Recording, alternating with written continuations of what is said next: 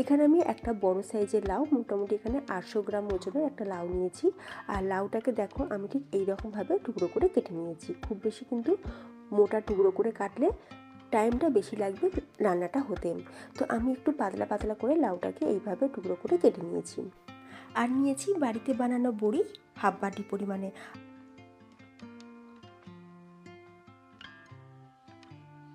তো প্রথমে আমরা বড়িটাকে ভেজে নেব, সেই জন্য কড়াইতে বেশ খানিকটা সর্ষের তেল দিয়ে এবার বড়িটাকে দিয়ে ভালো করে লাল লাল করে ভেজে তুলে নিয়েছি। তারপর কড়াইতে ওই তেলের মধ্যেই দিয়ে দিচ্ছি দুটো তেজপাতা, ফোড়নে দিয়ে দিলাম 1 চামচ গোটা জিরে আর দুটো গোটা শুকনো লঙ্কা।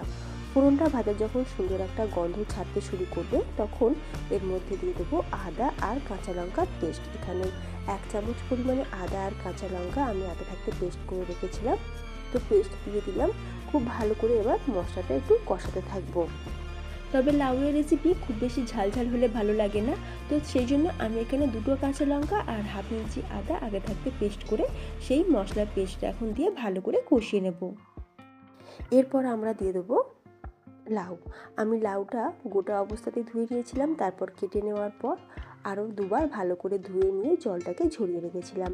অবশ্যই মনে রাখবে লাউ রান্না করার আগে যদি ভালো করে জলটাকে ঝরিয়ে রাখা যায় তাহলে দেখবে লাউ সিদ্ধ হওয়ার সময় বা রান্না করার সময় খুব বেশি কিন্তু জল বেরোয় না।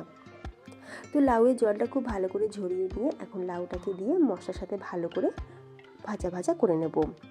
এরপর আমরা দিয়ে দিচ্ছি এখানে 1 বাটি মটরশুঁটি। মটরশুঁটি দেওয়ার সাথে সাথে দিয়ে দিলাম স্বাদ অনুযায়ী নুন। নুনটা এই পর্যায়ে দিয়ে দিলে দেখবে লাউ রান্নাটা খুব তাড়াতাড়ি হয়ে যাবে, কারণ লাউ থেকে জল ছাড়তে শুরু করবে। দিয়ে দিলাম এখানে হাফ চা চামচ হলুদ আর 1 চা চামচ জিরের গুঁড়ো। এবার সব কিছু মশলা আমাদের দেওয়া হয়ে গেছে। খুব ভালো করে আমরা মশলাটা লাউয়ের সাথে ভালো করে মিশিয়ে নেব। গ্যাসের ফ্লেমটা এই সময় লো টু মিডিয়ামে রাখতে হবে। খুব ভালো করে মশলার সাথে লাউটাকে মিশিয়ে নেওয়ার পর এরপর আমরা চাপা দিয়ে লাউটাকে সিদ্ধ করে নেব। যেহেতু লাউয়ের মধ্যে নুন দিয়েছি তাই লাউ থেকে জল ছেড়ে দেবে, আর ওই জলেতেই মোটামুটি লাউটা 70% মতো সিদ্ধ হয়ে যাবে। 10 মিনিট পর ফিরে এলাম আর তোমরা দেখতে লাউ থেকে বেশ অনেকটা জল বেরিয়েছে, আর ওই জলেতেই লাউটা 70% সিদ্ধ হয়েছে। আর আমি একটুখানি চেক করেও নিলাম লাউটা এখনও সিদ্ধ হতে একটু বাকি আছে, তাই অল্প সামান্য একটু জলও দিয়ে দিলাম।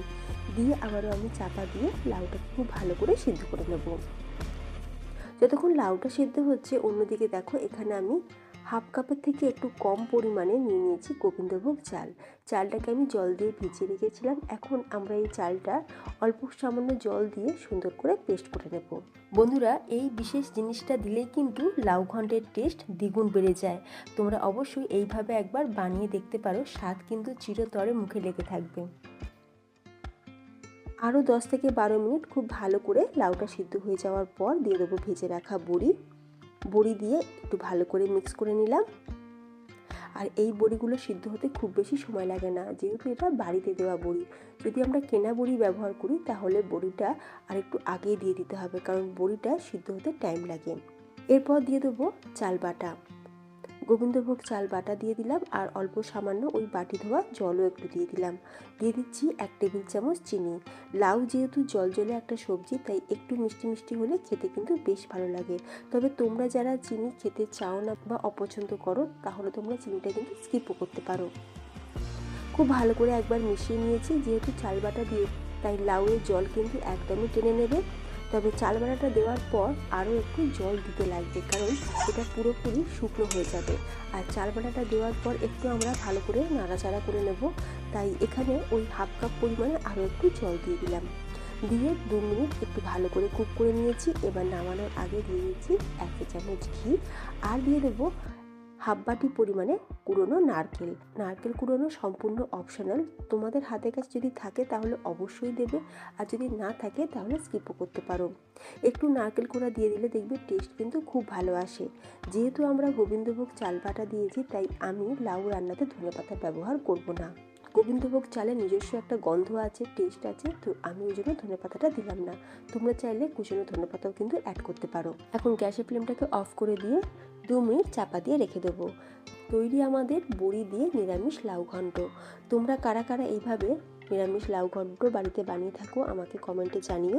আর আজকের রেসিপি কেমন লাগলো সেটাও কিন্তু আমাকে কমেন্টে জানিও। রেসিপিটা দেখে ভালো লাগলে একটা লাইক দিতে যেমন ভুলবে না, তেমনি যদি চ্যানেলে নতুন বন্ধু হয়ে থাকো তাহলে প্লিজ চ্যানেলটি সাবস্ক্রাইব করে পাশে থাকা বেল আইকন প্রেস করে রাখবে আমার অল ভিডিও নোটিফিকেশন সবার আগে পাওয়ার জন্য। তাহলে ফ্রেন্ডস আজ আসি, দেখা হবে নতুন কোনো রেসিপির সাথে।